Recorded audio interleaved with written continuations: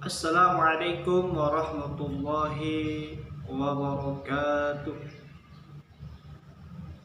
Innal hamdalillah nahmaduhu wa nasta'inuhu wa nastaghfiruh wa na'udzu billahi min shururi anfusina wa min sayyiati a'malina. May yahdihillahu fala mudilla lahu wa may yudlil fala hadiya lahu. Asyhadu an la ilaha illallah wahdahu la syarika lah wa asyhadu anna Muhammadan abduhu wa rasuluh. Wa qala Allah ta'ala fi kitabihil karim ba'da a'udzu billahi minasy syaithanir rajim. Bismillahirrahmanirrahim. Ya ayyuhalladzina amanu taqullaha haqqa tuqatih wa la tamutunna illa wa antum muslimun. Sadaqallahul azim wa sadaqa Rasulullah sallallahu alaihi wasallam.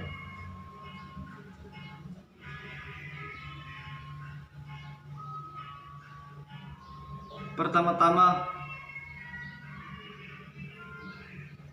dan yang paling utama, marilah kita senantiasa bersyukur kepada Allah Subhanahu wa taala.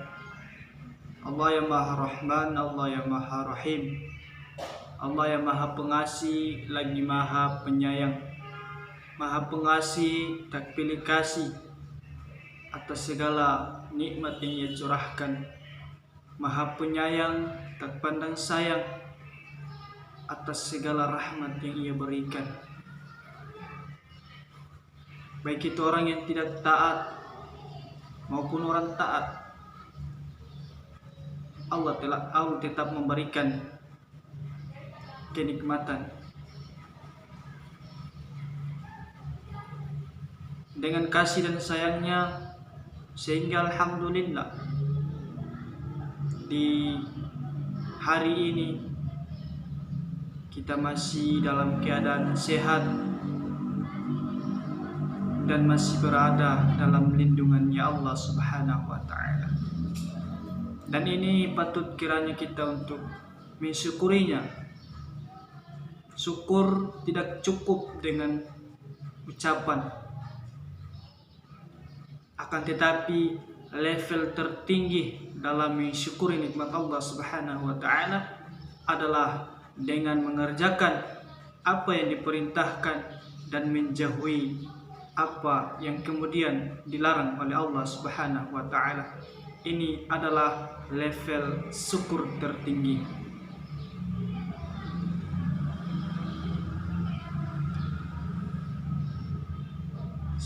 Salawat dan salam kita kirimkan kepada kiriman junjungan kita, sang putra padang pasir, sang teladan terbaik, tokoh revolusi yang mampu menjadi wasilah perubahan dunia, yang membawa jalan dari alam kegelapan menuju alam yang terang benderang, dari alam jahiliyah menuju alam Islamiyah, yakni agama Islam saat ini yang kita rasakan.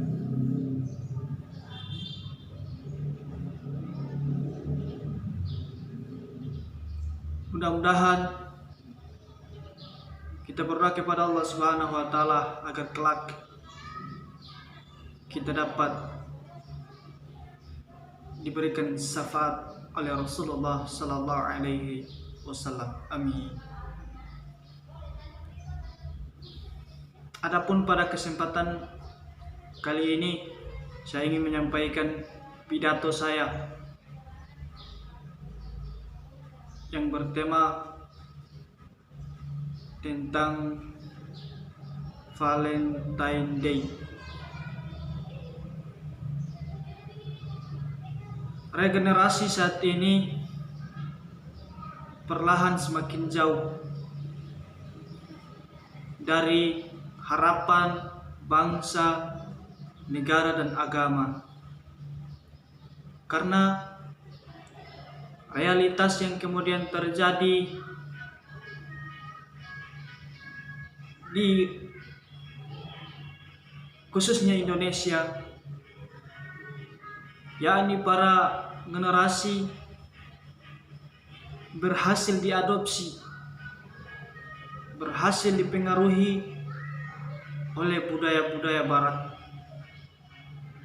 sehingga aturan-aturan yang telah ditetapkan oleh agama kemudian kita tidak mengindahkan itu. Ini adalah problem yang kemudian harus ditanggapi serius. Di era globalisasi saat ini, regenerasi banyak sekali yang mengadopsi budaya-budaya dari barat, baik dari segi berpakaian, makan, dan lain-lain sebagainya. Mereka terpengaruh dengan budaya barat. Padahal agama kita telah mengajarkan itu semua, baik dari cara makan, dari tata busana, itu telah diatur oleh agama. Akan tetapi yang kita lihat, kita belum mampu untuk merealisasikan itu.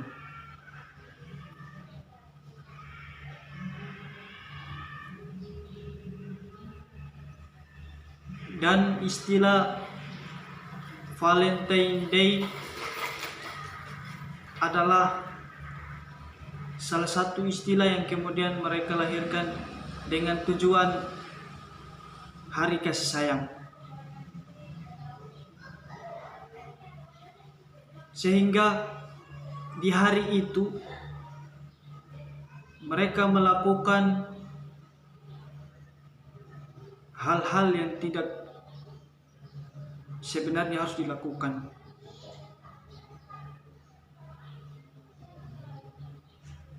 Karena bertentangan dengan agama atau syariat yang dibawa oleh Rasulullah SAW. Agama mengajarkan kita, bahwa hari kasih sayang itu identiknya tidak dalam hari-hari tertentu, akan tetapi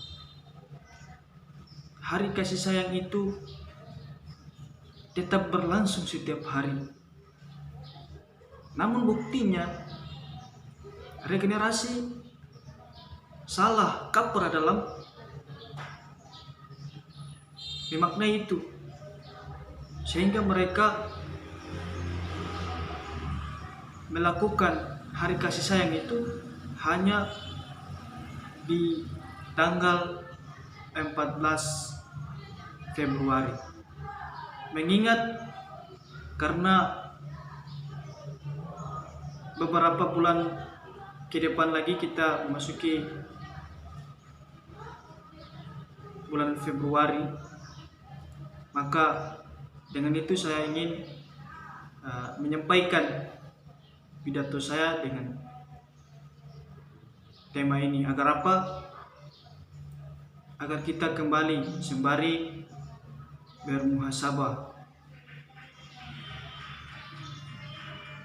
dari proses kelangsungan hidup kita dari hari-hari sebelumnya hingga saat ini. Kemudian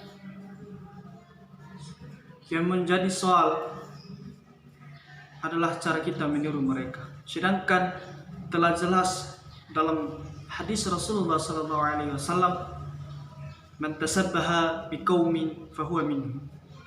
Barang siapa yang menyerupai suatu kaum, maka dia sama seperti kaum tersebut. Ini artinya ketika budaya-budaya barat yang kemudian kita ikut, kemudian kita realisasikan dalam kehidupan, itu menunjukkan bahwa kita sama dengan seperti mereka. Sebagaimana hadis Rasulullah SAW yang tadi saya bacakan. Berarti secara tidak langsung ini bertentangan dengan apa yang kemudian telah diajarkan oleh Rasulullah SAW. Dan apabila keadaan atau fenomena seperti ini terus berlangsung, maka pentingnya kita saling menasihati, saling memberikan pandangan, ide, gagasan untuk kebaikan kita bersama. Karena kita regenerasi adalah tongkat estafet yang kemudian diharapkan oleh negara, bangsa, dan agama itu sendiri. Jika hari ini kita telah dirusak, kita telah berhasil dikendalikan oleh mereka, budaya-budaya barat, maka apalagi yang kita banggakan, apalagi yang bisa kita berikan kontribusi terhadap negara dan bangsa ini, khususnya agama. Kita hidup itu diatur, kita punya aturan. Aturannya itu telah jelas di dalam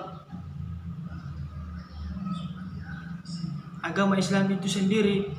Aturan kita itu bersumber dari Al-Quran dan hadis Rasulullah SAW. Jika kita ingin selamat dunia dan akhirat, kita harus berpedoman dengan dua petunjuk ini, Al-Quran dan hadis Rasulullah SAW. Maka kita hari ini harus banyak-banyak berdoa, meminta ketetapan hati untuk istiqomah. Bagaimana doa yang diajarkan Rasulullah SAW, "Ya muqallibal qulub, tsabbit qalbi ala dinik." Kemudian di hadis Rasulullah SAW, "Qul amantu billahi tsumma istaqim." Katakanlah saya beriman kepada Allah Subhanahu wa taala dan istiqomahlah. Benar bahwa taat adalah hal yang paling sulit. Akan tetapi buah daripada taat adalah kebahagiaan yang abadi. Tidaklah seseorang itu merasakan kebahagiaan yang abadi melainkan dia mengerjakan apa yang ditetapkan oleh agama.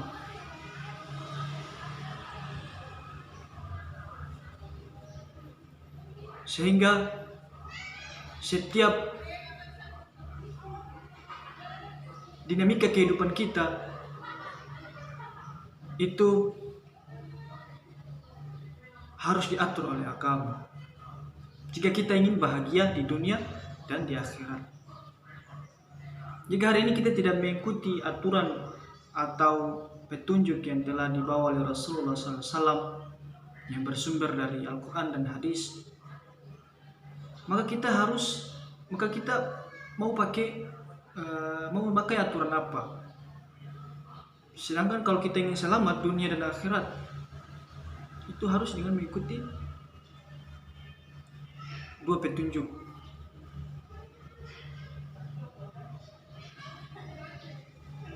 Teman-teman sekalian, mungkin itu pidato singkat dari saya. Lebih dan kurangnya saya mohon maaf. Yang benar datang dari Allah Subhanahu wa taala dan yang salah datang dari pribadi saya selaku manusia biasa. Di akhir pidato ini saya ingin sampaikan, hidup adalah ujian, dan barang siapa yang merasakan hidup maka bersiaplah untuk diuji. Unjur makola wala tanjur mankola. Assalamualaikum warahmatullahi wabarakatuh.